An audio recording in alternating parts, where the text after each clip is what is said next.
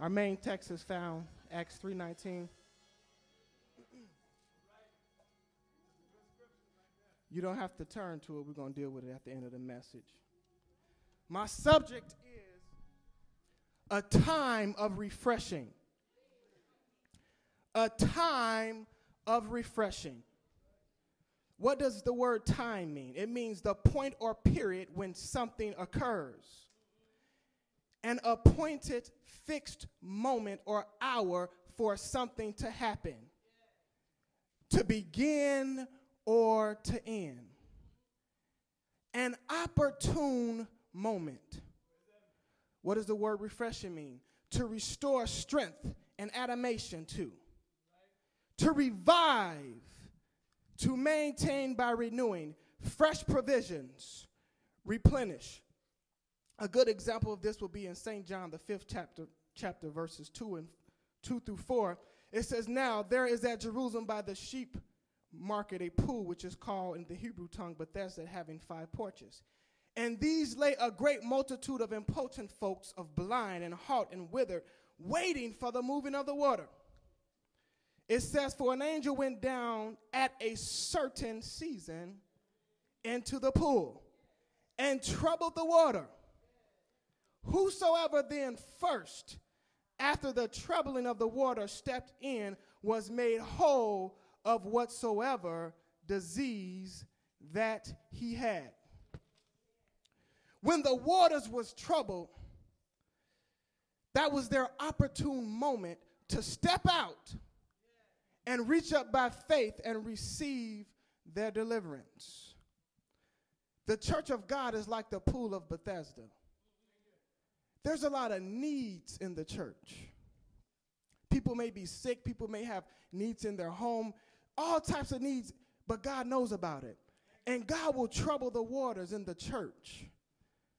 But in order to receive it, you have to believe it. When the Spirit of God is moving and the atmosphere is charged with praise and faith and worship, that's your opportunity to reach up and receive whatever you need. Just like a spirit of worship when we were singing that song. That's your opportune moment for you to reach up and receive. They had to constantly be in expectation. If they were slacking and the angel came, they would have missed it. If they was talking and distracted and sleeping, they would have missed it. If they were doubting, they wouldn't have been motivated enough to get up and step out. And as I said before, that's how the church is. God is here to meet every need. Let's turn to St. John chapter 1. James. Verses 6 and 7. It says, but let him ask in faith, nothing wavering. For he that wavereth is like the wave of the sea, driven with the wind and tossed.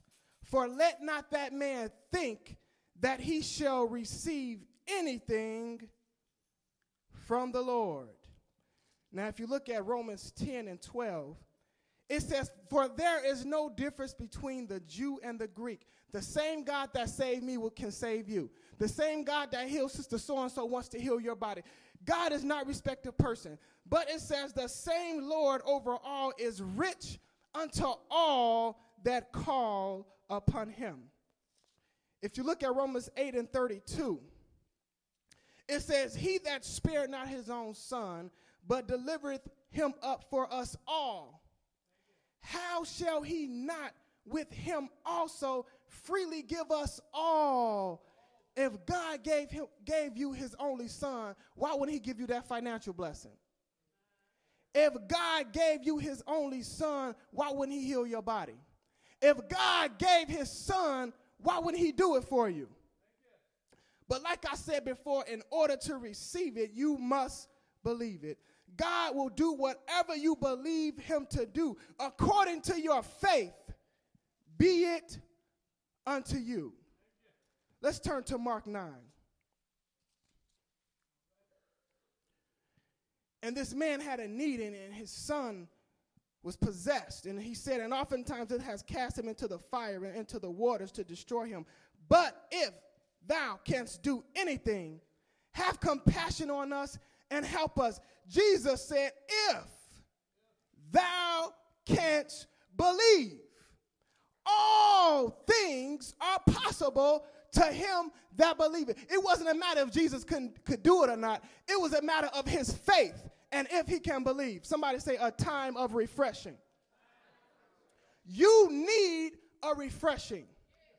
Saints can get exhausted from the responsibilities, the situations, and vicissitudes of life. You can get exhausted on your, you go get up in the morning, early in the morning, you go to work and you have to deal with your boss, you being underpaid and you're working you real hard but don't want to pay you. Then your boss nagging you. Y'all know what we go through. That can get exhausting. Then you go home and your kids acting crazy. They threw toys all over the floor and you just cleaned up yesterday. And then your spouse got to have a mood swings. Then you get a bill, and the gas bill is $400, and last month it was $50. And then you got these other bills. Y'all that's paying bills, you know what I'm talking about. So you got the issues with just life. Just the life's issues can exhaust you. But then on top of that, you got the attacks of the devil. Matthew 11:12 said the kingdom of heaven suffereth violence. Jesus told Peter, Satan desires to have you that he may sift you as wheat. So you got the issues with life and what Bush is doing to us and all these the corruption in politics and doing all kinds of stuff with your tax dollars. And then you get your check. Your check was $1,500. When you get it, it's $900. Then you got to pay $200 for insurance. Then you got to pay your car note. Then you got to pay that. Then you got the devil attacking you because he mad because you saved, sanctified, and filled with the Holy Ghost, and he on his way to hell, and he wants you to be on your way to hell too. So he upset at you, so he going to attack you. Then, on top of that, you have tests and trials. Many are the afflictions of the righteous. Many other, so you going through all these different things. Even Jesus had to be refreshed. Look at Mark 1:13. Y'all better get it because this message is not timely. And he was there in the wilderness 40 days, tempted of Satan, and was with the wild beast. Do you imagine what Jesus was going through in his flesh? Not only was he fasting and seeking God, but the devil was constantly hitting him and testing him and tempting him. And all these things, just because you saved don't mean you're not going to get tempted. Just because you've been saved for 50 years don't mean the devil is going to give up and go to somebody else. The devil is still going to try to tempt you. So Jesus was tempted. And look at it said the angels ministered. Why would the angels have to minister to Jesus? He needed to be what? Refreshed. Jesus, look at Matthew 26, verses 38. Jesus was facing some hard tests and trials. Jesus had to endure some hardness.